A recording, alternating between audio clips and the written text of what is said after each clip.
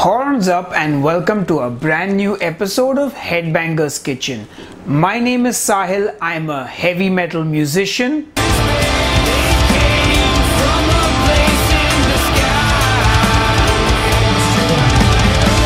And I'm also the author of the recipe book called Keto Life. Welcome to Keto for Beginners, ladies and gentlemen. This is a series that I started earlier this year to make the keto diet simpler, especially for people who just wanted a meal plan to get started with and did not want to think about macros and calories. If you haven't seen the earlier episodes, please click here on the I button and watch those videos. Now, today's video is inspired by the current situation in the world. A lot of us are struggling to stay on keto because of the shortage of food in certain places or certain kinds of food actually. And if you're one of those people and if you were unable to keep to your keto diet, that's okay. In fact, I've even made a video sort of giving you my perspective on that. And again, click here on the I button and watch that video if you haven't seen it.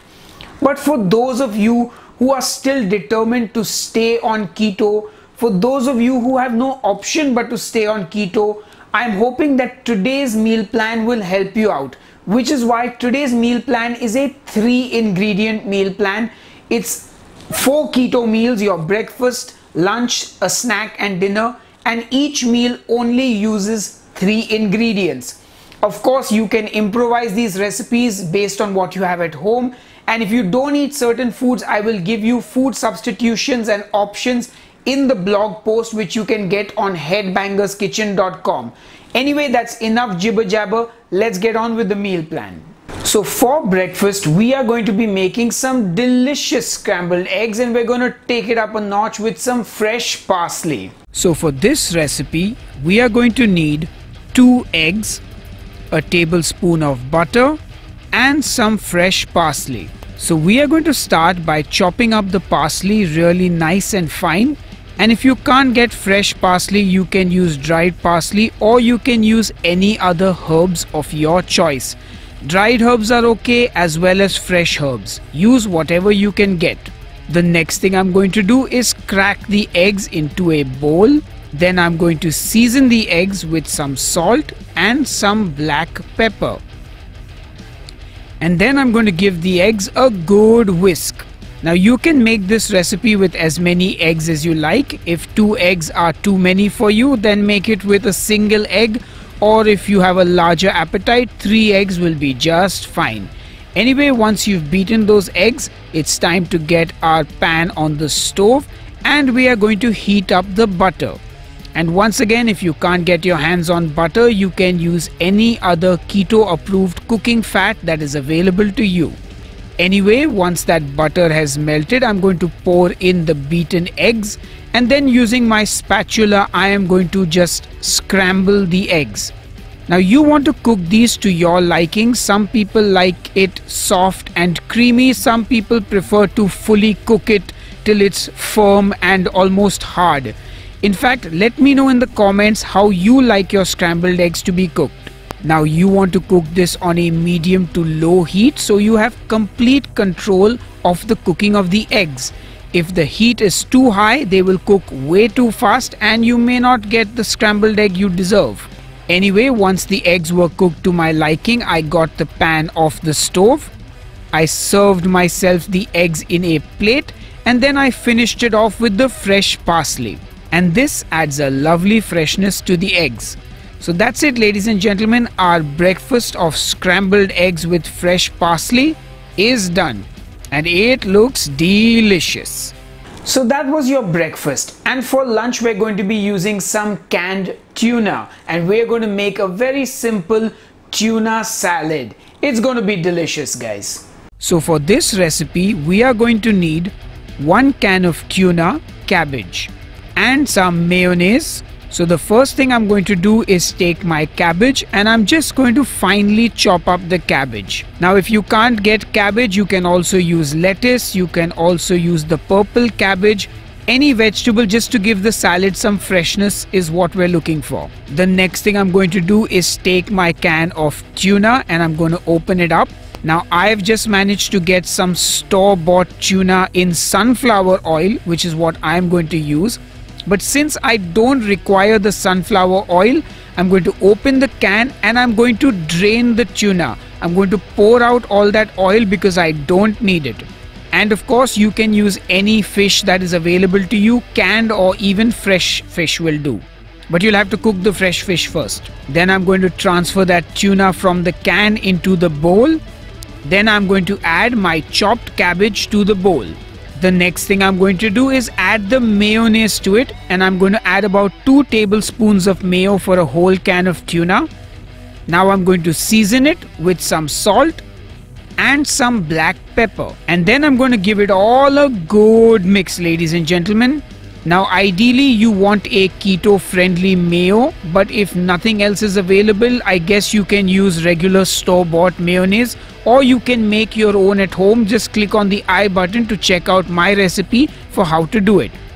Now of course, if you have other ingredients at home, you can definitely amp up this salad. You could add some mustard into it, you could add some hot sauce. There are many different things you could do, but we are just keeping it really simple for now. Anyway, once that salad is mixed and ready, it's time to serve myself a nice bowl of that salad. So just put your salad into your serving bowl, and that's it, ladies and gentlemen. Our tuna salad, which is our lunch, is ready. And it looks pretty delicious even though it's really simple. So that was your lunch, and for a snack you're going to have a cheesy broccoli bake, because broccoli and cheese are a match made in heaven. So for this recipe we are going to need some broccoli, some heavy whipping cream and some cheddar cheese. Now before I get started, I'm going to preheat my oven to about 210 degrees Celsius. So the first thing I'm going to do is prepare my broccoli, and I'm going to separate the florets from the broccoli stalk. I'm going to do this by using my knife. And of course you can use frozen broccoli if it's readily available in your supermarket. And as I always say, do not throw away the broccoli stalk, because there are many ways to use it. I will mention how on the blog post. Now what I'm going to do is I'm going to chop the broccoli into smaller pieces, because I don't want huge pieces of broccoli. I want fairly small pieces. Anyway, you want to take your broccoli florets and give them a good wash. So once I'm done chopping my broccoli, I'm going to transfer it all into a bowl, and I'm going to microwave the broccoli now for 2 full minutes. After 2 minutes, my broccoli is ready to use. And now I'm going to season the broccoli with some salt and some fresh black pepper. Now into my bowl, I'm going to add the heavy whipping cream. And I'm going to give everything a good mix now. You want all the broccoli florets coated with that heavy whipping cream and the seasoning, of course. Otherwise you'll get like tasteless pieces of broccoli. Anyway, once I've given that all a good mix, I'm now going to put the broccoli into a ramekin. So I'm going to very tightly pack that broccoli into my ramekin, and make sure you squeeze everything tightly in the ramekin. And once you've done that, now we're going to top it off with our grated cheddar cheese. So be generous, cover it completely with cheese. Make sure you pack it in really nicely. You don't want anything falling off the sides. And once that's done, your ramekin is ready for the oven. Now since I have enough broccoli for 2 servings, I'm going to fill up another ramekin with all the leftover broccoli. And remember, pack it really tightly. You want to have broccoli in every bite. And of course, once you're done filling the ramekin with the broccoli, you want to top it off with the cheddar cheese. And then I'm going to put both my ramekins into the oven for about 10 to 15 minutes, or till the cheese on top has turned nice and golden brown. Now if you don't have an oven, you can still make this recipe. Just pop the ramekin into the microwave and cook it till the cheese melts. Anyway, after 15 minutes, my broccoli was ready, and you can see that cheese has turned lovely and golden brown, and it looks delicious. Just have a good look at that. It looks so good. Anyway, I can't help but to dig my fork into that ramekin and check out that broccoli. Oh yeah, that looks really good. And your final meal of the day is going to be dinner, and we are going to be making some delicious naked chicken burgers. And trust me, this isn't just any chicken burger, it's a special one. So for this recipe, you are going to need some ground chicken, some olives, and some lettuce. So the first thing I'm going to do is take a couple of olives and I'm going to chop them up. What I'm going to do is cut the olives in half, then into quarters, and then slice them across. This way you get small pieces of olive but also big enough that you will taste them. I'm going to do one more olive where I'll cut it from the top, I'll cut it from the side, and then I'll cut it across, and you get nice small pieces of olive. Anyway, once you're done chopping your olives, let's go on to the next step. So in a bowl, I'm going to add my ground chicken, and I'm going to season the chicken with some salt and some black pepper. Then I'm going to add the olives into the chicken, and I'm going to give it all a good mix. Now you can also make this recipe with ground beef or ground pork, no problem. Once I've given that all a good mix, I'm now going to shape my burger patties, and I'm using this lovely burger mold that my mother picked up years ago from the United States.